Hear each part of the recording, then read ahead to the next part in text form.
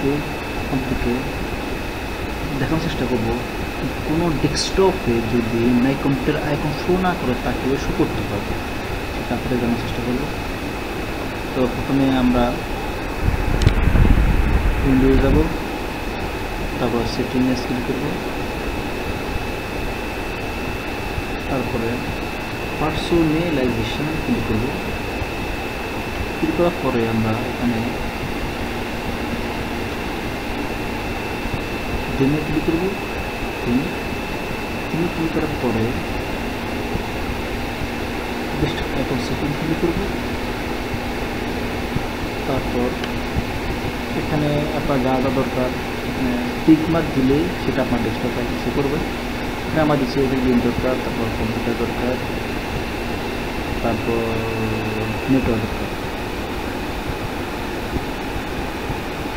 এখন আগে আমি দেখি আমার কী কী আছে। দেখো আমার এখানে কিন্তু বেশিরভাগ দিন আছে, এখনও কিছুই নাই। আমার এখানে কম্পিউটার দরকার, নেটওয়ার্ক দরকার এখানে নাই, কিন্তু আমি এখানে যখন অ্যাপ্লাই দিই তখন আমাকে শো করবে। দেখুন অ্যাপ্লাই অ্যান্ড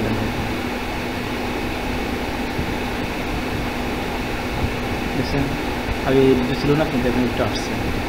তো বন্ধুরা এইভাবে আপনারা আপনাদের ডেস্কটপে কম্পিউটার বা যা যা আমাদের দরকার এগুলো এইভাবে আপনি ডেস্কটপে শো করতে পারবেন।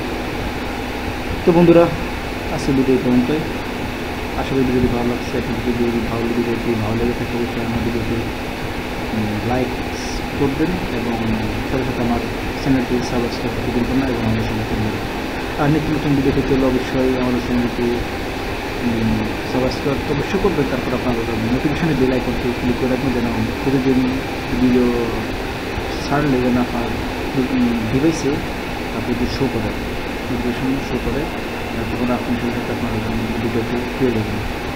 তো বন্ধুরা সে পর্যন্ত ভালো থাকবেন, সুস্থ থাকবেন। ধন্যবাদ।